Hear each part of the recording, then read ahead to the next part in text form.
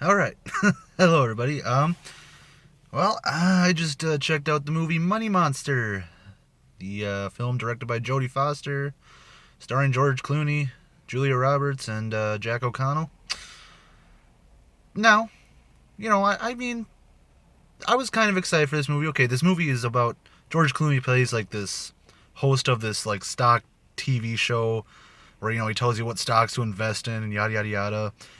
And he tells the audience to invest in this one stock created by this corporation named Ibis, and the stock fails and they lose a whole bunch of money. And one guy, Jack O'Connell, is pretty damn pissed off that he comes to the show and takes George Clooney hostage on live television. So when I saw the first trailer for this movie, I was like, you know what, that looks pretty good. That looks like it could be a fun, thrilling movie, and it could be maybe a thought-provoking political thriller. It sounds kind of good. So I was a little excited for this movie. I walked out of the theater. Meh. Nah. It's okay, but I don't know, it's definitely not what I was hoping for. I was hoping for a knockout, and I kind of just got a meh. So, the acting, I mean, look, I don't even have to talk about the acting because it's good. It's phenomenal. I mean, come on. George Clooney, Julia Roberts, always fantastic. Come on, it's nothing new. They're always fantastic. They're fantastic in this movie as well. Jack O'Connell, too, was really, really, really, really great. I really thought he did a fantastic job. The story, I mean, it's intriguing and it is interesting at times, but I guess the thing for me is when they're actually in the studio and, like, Jack O'Connell's got the gun pointed at George Clooney and he's trying to get the answers and stuff, that's when the movie really works.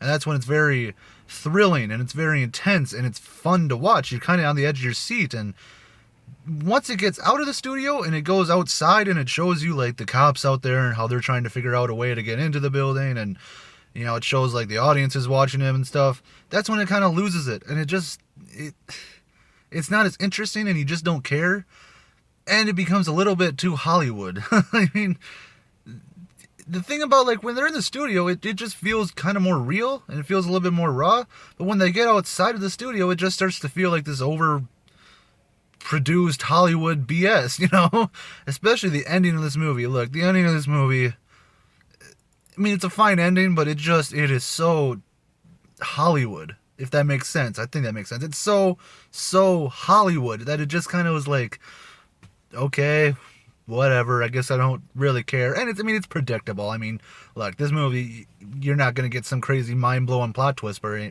any means. I mean, it's very predictable, and it's very easily, you can see it coming, and you've seen this done plenty of times before. So, I mean, look, overall, it's a fine movie, but it's just not anything amazing. It's not the best political thriller I've ever seen or anything like that. I mean, the performances are great. George Clooney, Julia Roberts, Jack O'Connell, they're all great.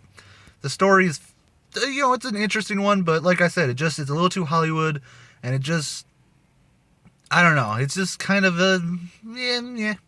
it's a meh film. So I'm gonna give Money Monster, I'll give it a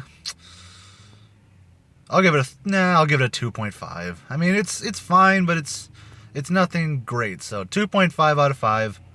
I mean, if you really are looking to see a movie and you've seen everything else that's in theaters and you really want to go to the theater this weekend, I mean, yeah, you can go check it out. I mean, you'll probably have a good time with it. I mean, it wasn't like I was unentertained or anything, but it's just, yeah, it's a 2.5 out of 5. So there you go. All right. Thanks for watching. Subscribe for new movie reviews every week. Next week, we get a couple movies. We get The Nice Guys, which I cannot wait for.